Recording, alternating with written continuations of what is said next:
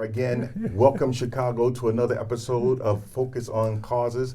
I am Dr. Dorrelle Lomax Burnett, and honored to be here for a very special weekend. That's right, we're in Memorial Day. We want to give you something to remember.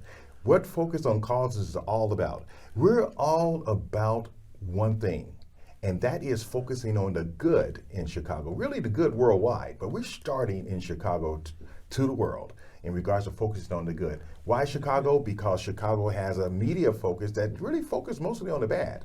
And so we want to focus on good in Chicago. There's more good in Chicago than bad. Out of the 77 neighborhoods in Chicago, there's really about 4 or 5 tops that is really kind of got the bad reputation. But the other 70 plus community organizations, the other 70 plus communities here, they're all about the good. And that's what makes Chicago a world-class city in the real literal sense. So today we're focusing on Memorial Day, and that means we have a very special guest in the house here from the Chicago Veterans community who has been doing some phenomenal good in our city.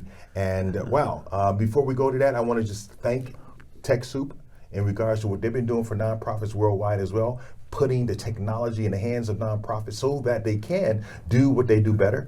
And also, we want you to visit our website when you can at cfcifoundation.org and see what you can learn about in regards to our development services. We do personal development, we do business development, and we do community development. So without further ado, we want to introduce to you Mr. Daniel, called Doc, right? Right. Daniel Doc. Habeel. Habeel, right?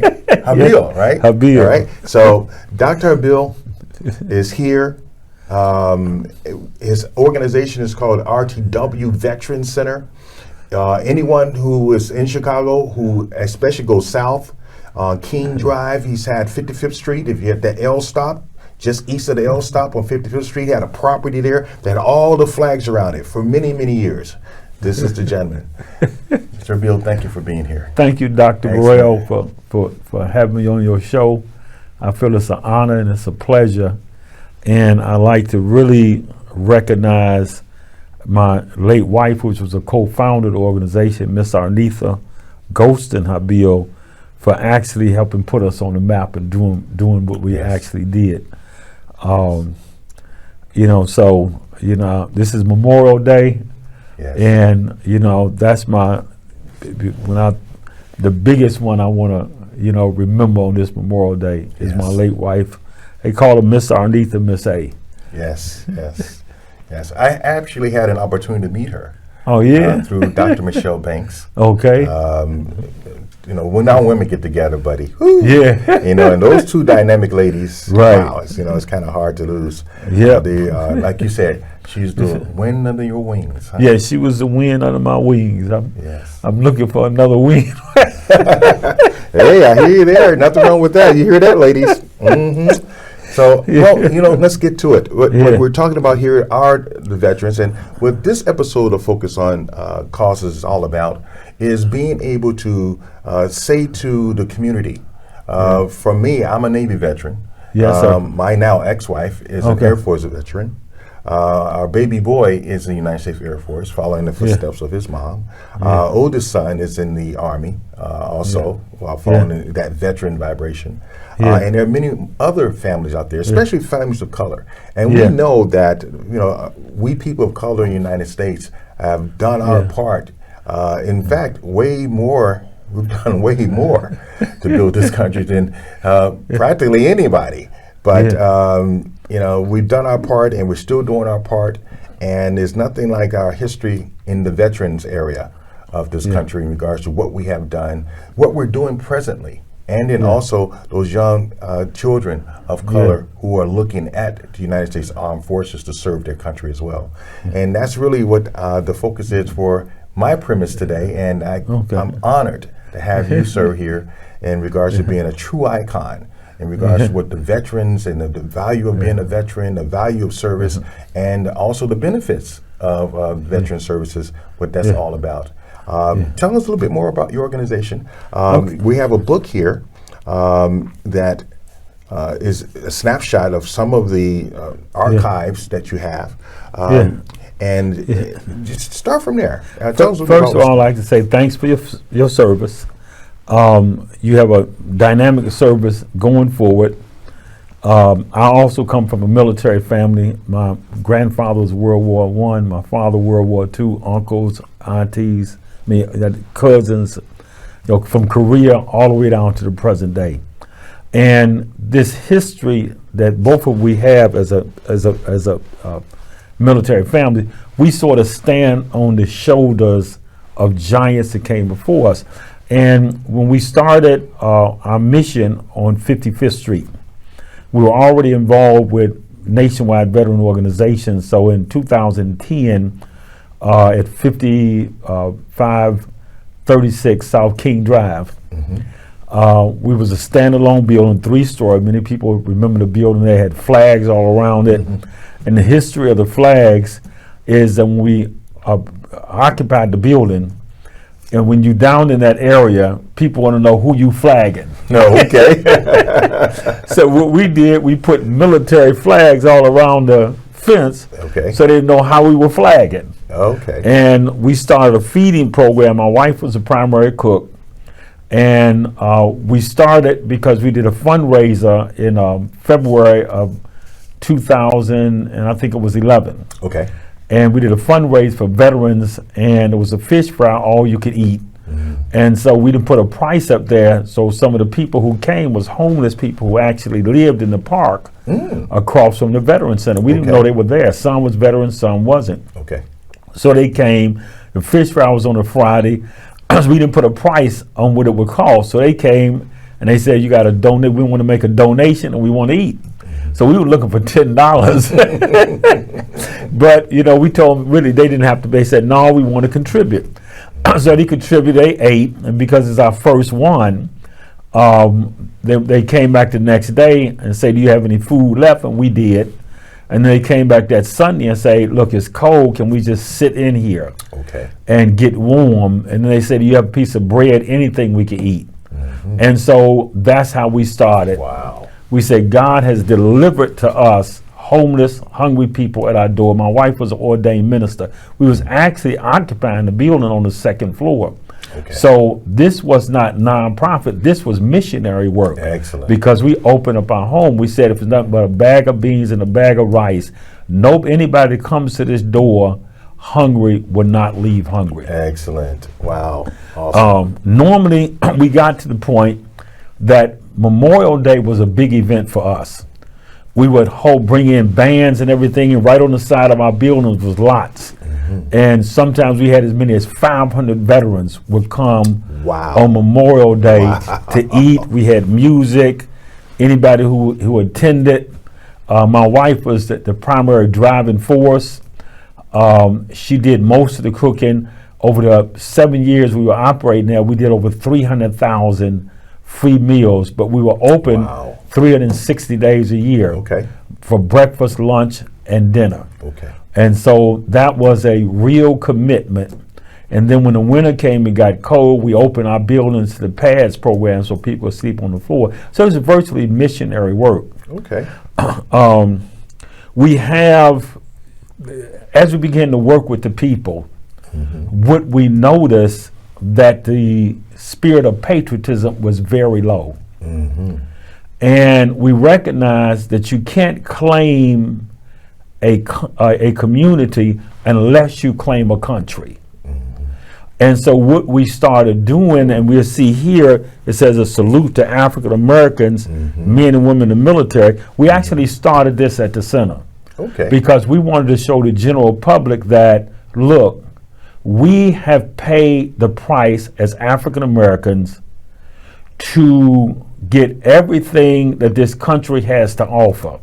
We has fought in the war to establish America, and we fought in every war to protect this democracy, even though we didn't have the full privilege of democracy ourselves. So we don't have to come through the dining room, through the kitchen, well, we're saying Motisa. Right. Well, I call it a republic. You call it a democracy. So we're right on point because it's a democratic republic. Right. So we're right correct. on point. And we paid the dues across the paid the board dues. in regards from beginning to end. Correct. Do me a favor. Let's go through this. There's a lot of history here you're showing. So what we did, we started off all the way from the contributions that we had made. And we started with President Obama. He was the first African-American commander-in-chief. Then we had Colin Powell, which became the 12th chief of staff. Then we started right with Crispus Attucks. Now this is even before the Revolutionary War. This helped kick off the Revolutionary War. Do me a favor, because it's on the screen. Let the people read it as well. Okay, all right. And then we looked at the Minutemen when the Revolutionary War first started, and they had African Americans right there in Massachusetts. Now let me ask you a question. Is the Minutemen the ones who were the first like sharpshooters and snipers to respond, right? Correct. When the British first launched their attack. Then we go into the Revolutionary War. You see some more pictures where they had several battalions of blacks that actually served in the Revolutionary War. And then we go into the War of 1812. And the War of 1812, we actually fought because of slavery. We actually fought on the British side and the United States side. Wow.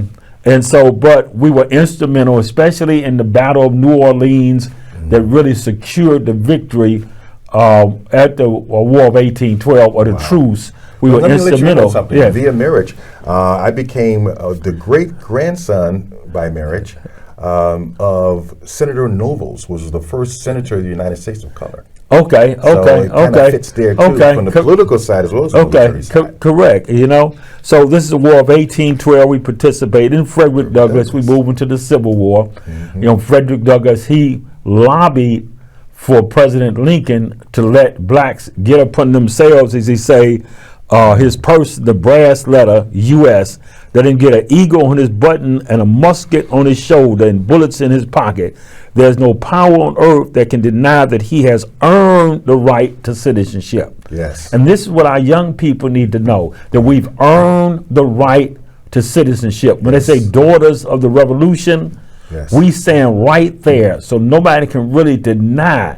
And we feel that if our children know the contributions that we have made in this country, then we don't have to take second citizenship to no one. No one. And like I say, if you can't claim a country, it's hard to claim a neighborhood. Understood. And so from the Revolutionary War, we move into, and most people know the movie Glory, the 54th Massachusetts, and all of this is who we remember on Memorial Day. We remember the contributions that we made. And many of us has veterans in our family. And this is just over in Campion, you see this. Harriet Tubman, do you know she was one of the first secret special forces? Harriet Tubman was a special forces. Wow. In fact, one of the biggest raids during the Civil War, she freed almost 800 African Americans on one raid. Wow. And so she was a spy. And then this is a woman that actually was the first woman to enlist in the U.S. Army. She actually participated in the Civil War as a cook and then turned around and disguised herself and joined the Buffalo Soldiers. And so the Buffalo Soldiers came out of the Civil War. Right. The 9th and 10th Cavalry and the 24th and 25th Infantry. And this is the first African American to actually serve as a Buffalo Soldier. He was Henry R. Flipper. He was the first one to graduate from West Point. Wow. He actually became an officer in the Buffalo Soldiers. And then we go into the Spanish-American War, where the Buffalo 9th and 10th was the one who actually saved Teddy Roosevelt. In San Juan Hill, they're the one, Teddy Roosevelt was in trouble, and they're the one who came up the hill because they were experienced, and they really won the day. Wow. Then they actually moved into the war with Mexico. Then we move into World War I. Now we're talking about the 8th Infantry. That's the armory over on 52nd Street, Jones Armory.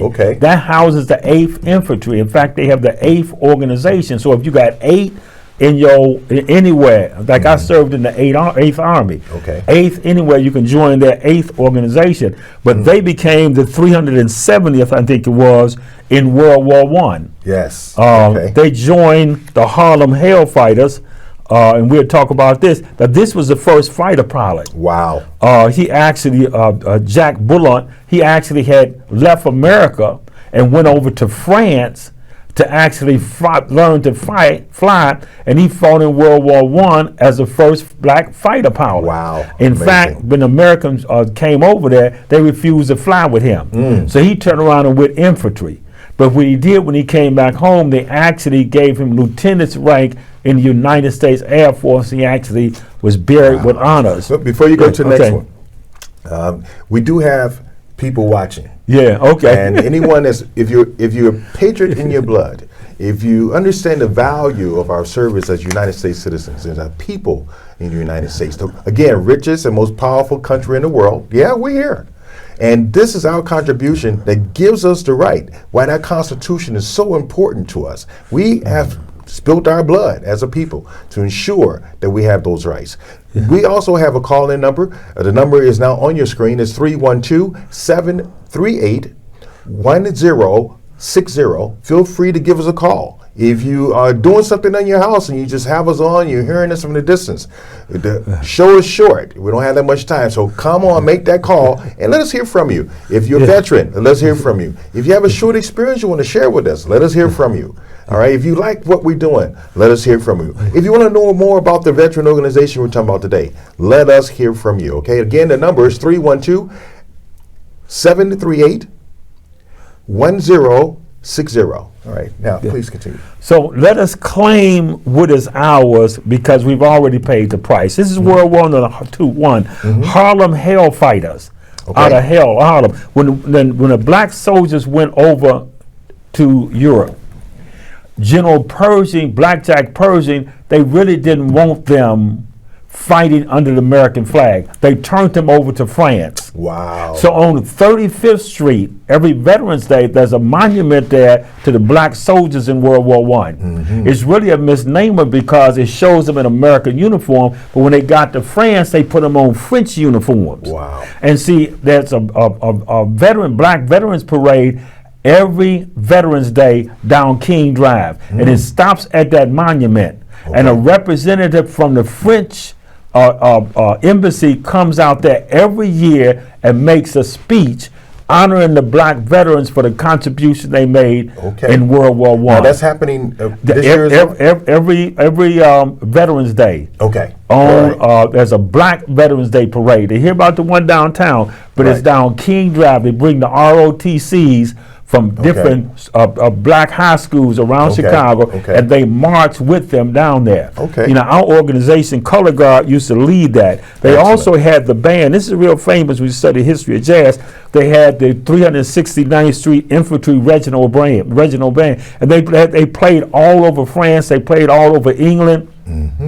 They helped build the morale, and they showed them off. That's what helped introduce jazz into France. Okay, that makes sense. Okay, so we have influence from every direction. Oh, we do. And see, what happened, they cried for black officers, and so this is a picture. They actually over in Des Moines, Iowa, they sent 1,000 black college graduates to be trained as officers in the military during World War I. Wow. And so now we're into World War II, the Double V campaign. Because of the way that black soldiers were actually treated when they returned from overseas during World War I, you know, that went right into, because it ended in 2018, Armistice Day, 1918, November 11th at the 11th hour. When World War I ended. So when the black soldiers came back in 1919, that was the start of the Red Summer. Okay. And so because of that, when World War II started, And United States in 4 days was fighting Japan and Germany. They needed men and women in uniform. They eventually had over 16 million men and women in uniform. They needed the black soldiers. Right. So now the black press actually helped start this WV campaign. Okay. Because we were fighting fascism overseas, but they said we need to fight racism here too. Right. So that's why they called it the double V, victory abroad and victory at home. Okay. And so that was a big campaign. Now Let me ask you a question yeah. on that. Because, again, my theme for the show today is the veterans of service of past, of our history, Yeah. the veterans in service today, Yeah. and the veterans or people of color who choose to serve tomorrow. Yeah. And I think we did a phenomenal, thorough job on our history. Okay. I want to focus on what you feel is happening in the military service today. And also, is there any real true, still any true real benefits in regards to serving the country as a person of color? It definitely is. Right now, some branches of the military have fallen way behind their recruitment ratios.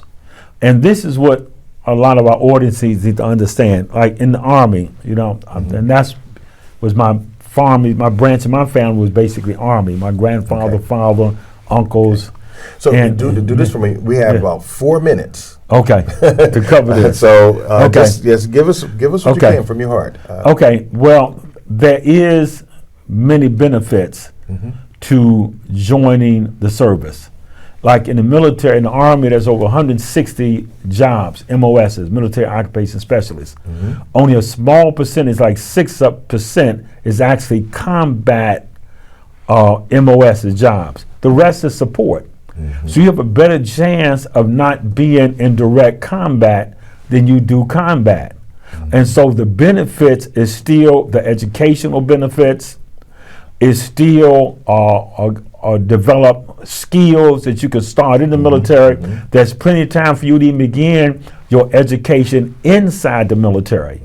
And so because I know there's a lot of times where we have people going into the military to actually help pay for their education and things Correct. of that sort. Let me ask you this question. When it comes to participating in the different branches of the service, from my end, I did the enlisted. Most of us do the enlisted. But, we need commissioned officers. From your end, can you explain the difference between the enlisted ranks and the commissioned ranks, and why it's so direly important for people of color, men and women of color going into the service to get those gold bars on their shoulders and become commissioned officers? Okay, because see, what's needed in the world today is leadership. It's needed in corporate America. It's needed in all the other areas of our society. The need for leadership is heavy. And that's one of the things in the military is you're going to get excellent leadership training. And that leadership can then be transferred into the community and allow us to begin to teach leadership. All right, so you're saying the difference between the enlisted ranks and the commissioned ranks is really leadership, that the commissioned officers are the actual leaders. Well, the leadership goes all the way through. All the way through. Okay, well, and I'll tell you what they used to say when I came up, and they probably still say it. You do not, they have enlisted men, they have non-commissioned officers, NCOs, which is the sergeants, and then they have the officers. Right. And so if you serve an NCO, they'll tell you, look, don't serve me, I work for a living.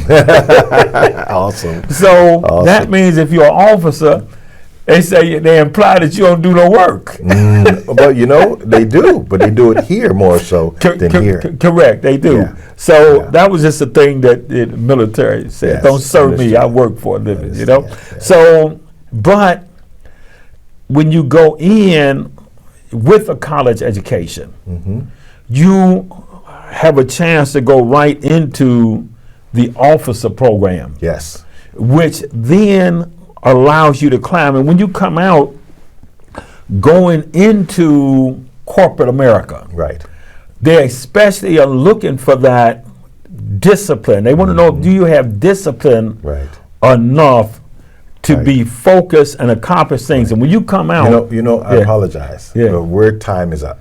Our Okay, time is up, all right, man. that's So what- you're so passionate. Thank you for being Yeah. here. Again, RTW Veteran Center in Chicago on the South Side. Look it up on Google them. Make it happen. Thank you all again for being here and enjoying our conversation on focus on causes, focusing on the good in Chicago over the bad. Until next time, bye-bye. We ran out of time pretty fast. Thank didn't you we? for being here. Excellent, excellent.